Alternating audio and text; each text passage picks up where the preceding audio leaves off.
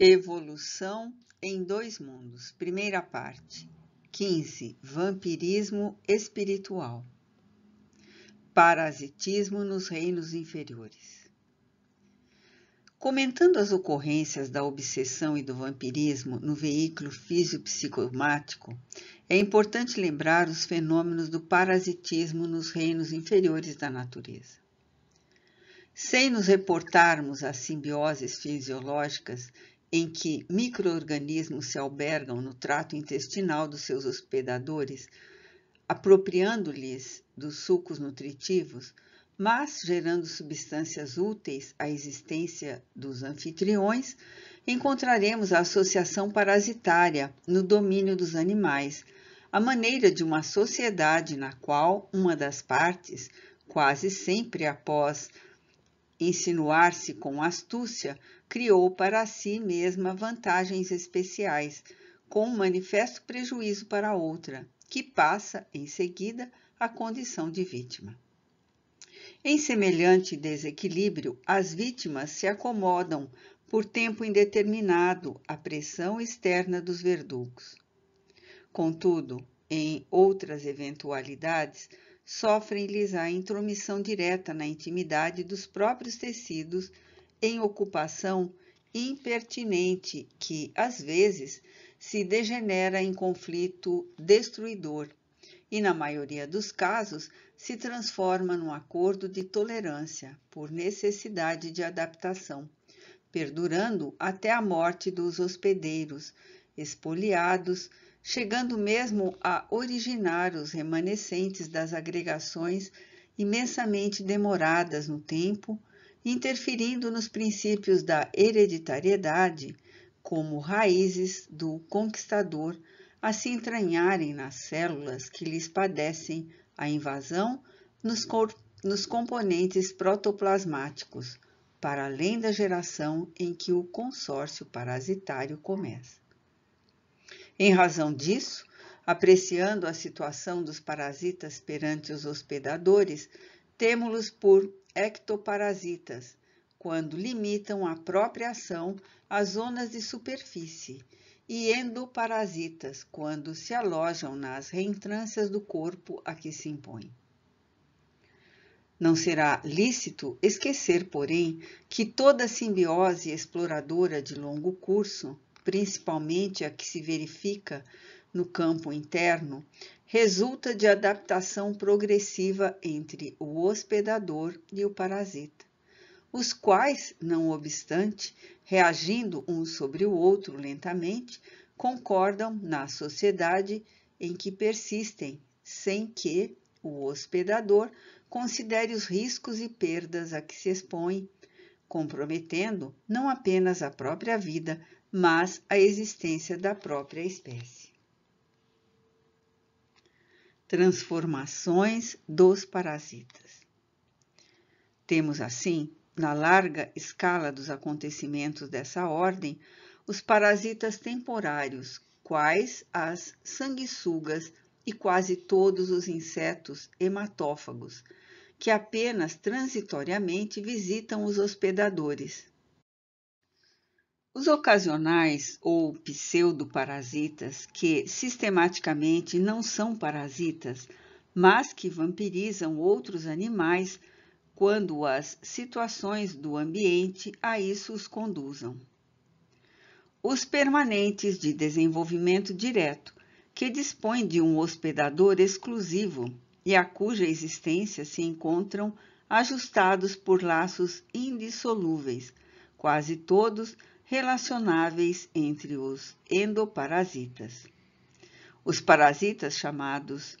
heteroxênicos, que se fazem adultos em ciclo biológico determinado,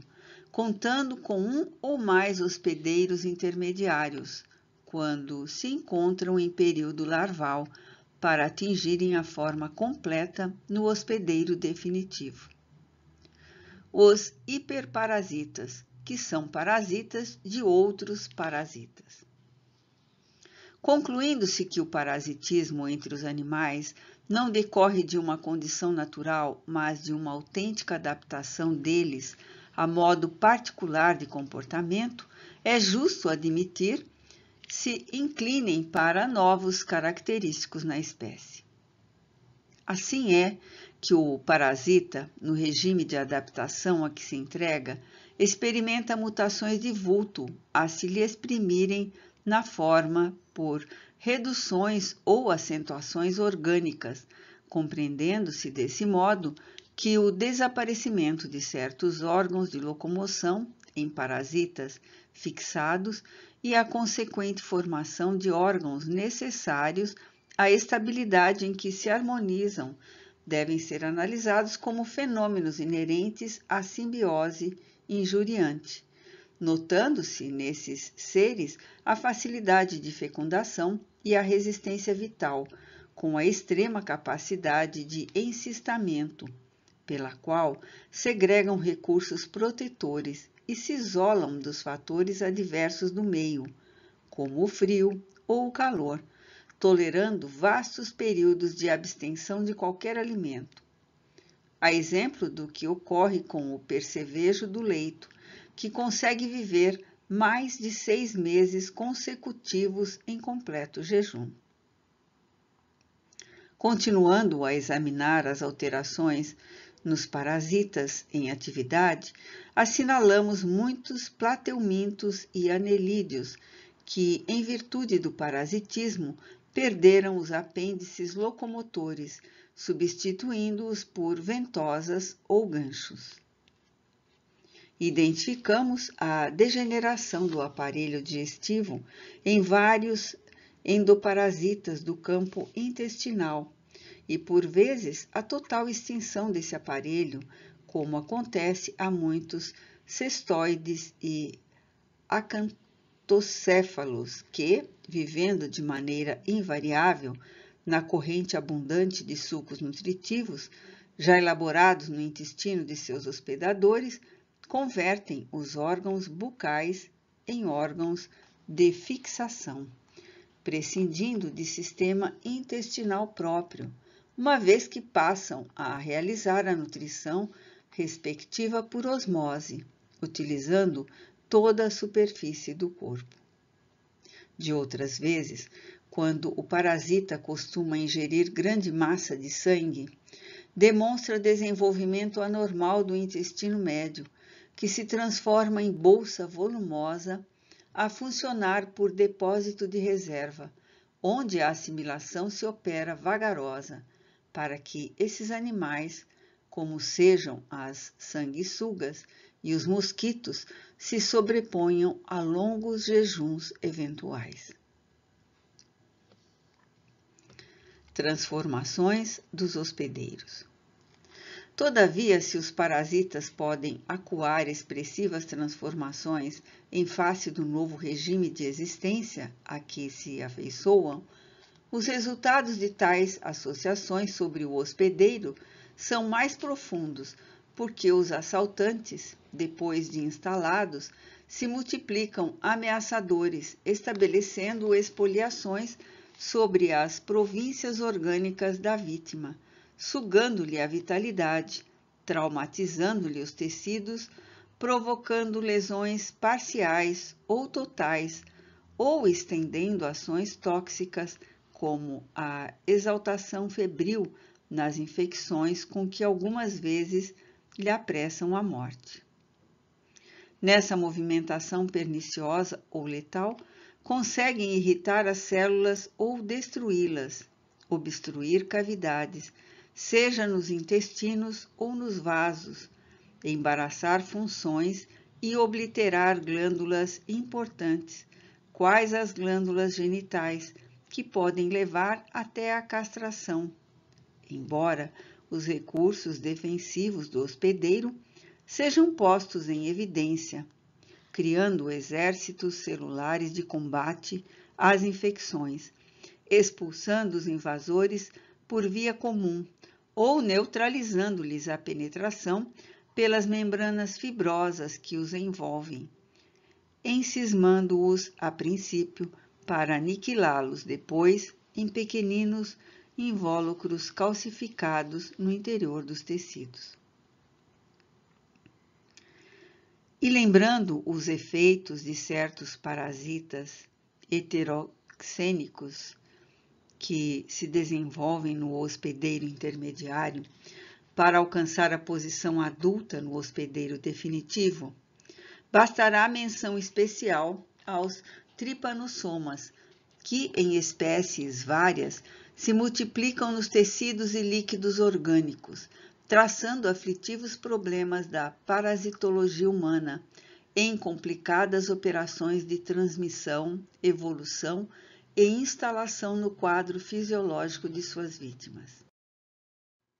Vale citar, dentre eles, o Trypanosoma cruzi, que se hospeda habitualmente no intestino médio de um triatoma, ou de outro reduvídeo, onde apresenta formas arredondadas em divisão para adquirir novamente a forma de trypanosoma no intestino posterior do hemíptero que, vivendo à custa de sangue obtido por picada, vem a transmiti-lo pelas fezes ao organismo humano, no qual geralmente passa a residir em forma endocelular, nos músculos, no sistema nervoso, na medula dos ósseos ou na intimidade de tecidos outros, aí se difundindo na medida das resistências que lhe forneça o mundo orgânico, desempenhando o papel de carrasco microscópico a perseguir e aniquilar populações indefesas. Obsessão e vampirismo. Em processos diferentes, mas atendendo aos mesmos princípios de simbiose prejudicial, encontramos os circuitos de obsessão e de vampirismo entre encarnados e desencarnados, desde as eras recuadas em que o espírito humano, iluminado pela razão, foi chamado pelos princípios da lei divina a renunciar ao egoísmo e à crueldade, à ignorância e ao crime. Rebelando-se, no entanto, em grande maioria, contra as sagradas convocações e livres para escolher o próprio caminho, as criaturas humanas desencarnadas, em alto número,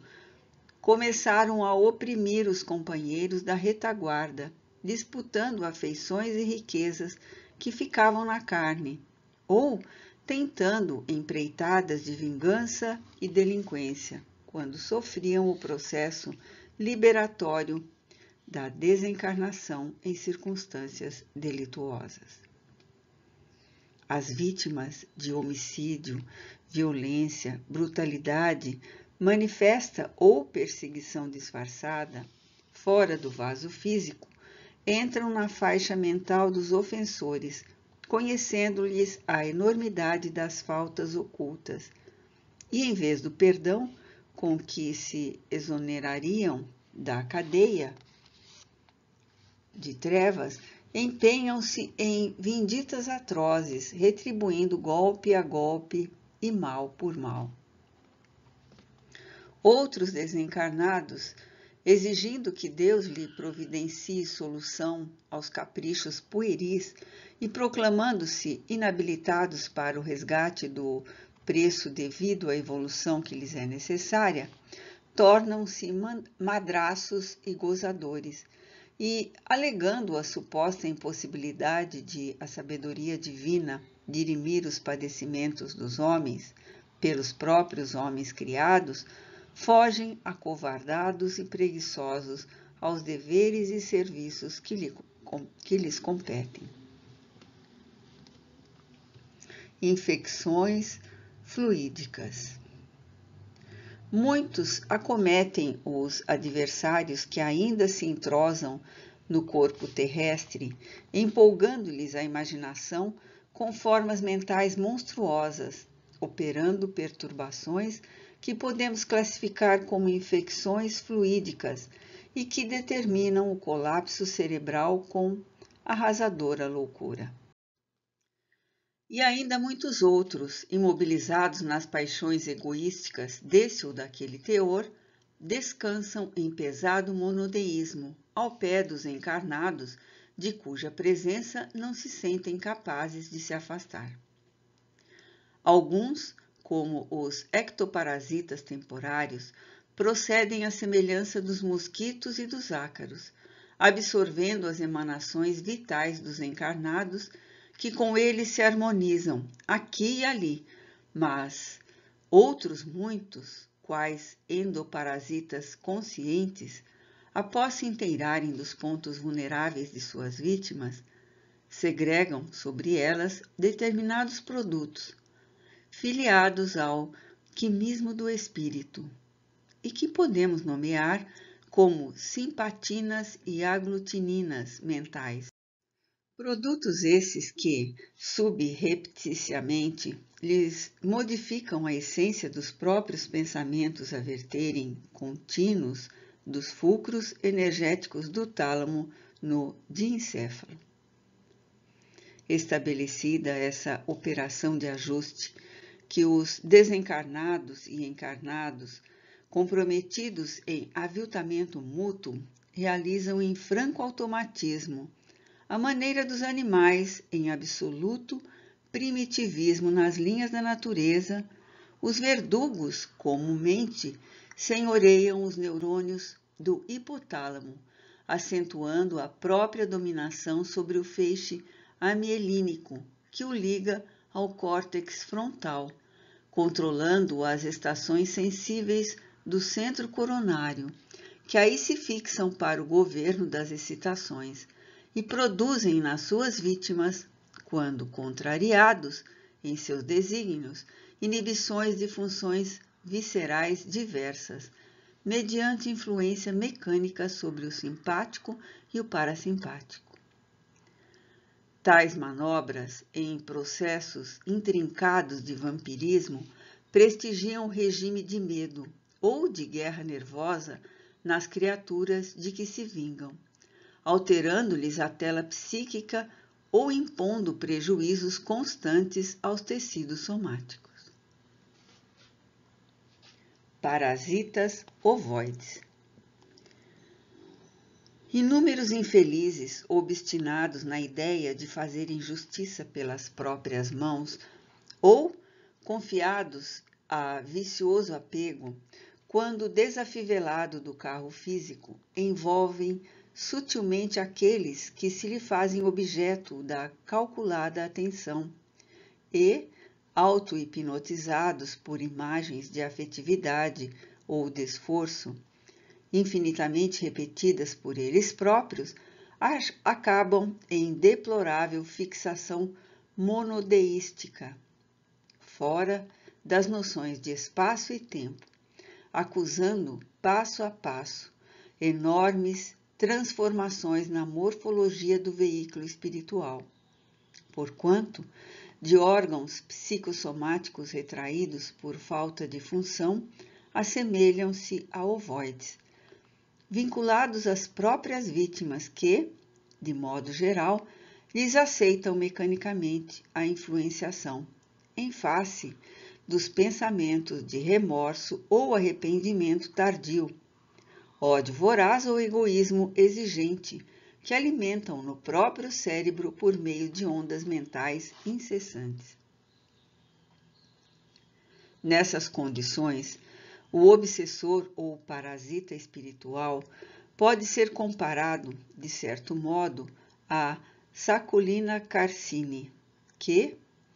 provida de órgãos perfeitamente diferenciados na fase de vida livre, enraiza-se, depois, nos tecidos do crustáceo hospedador, perdendo as características morfológicas primitivas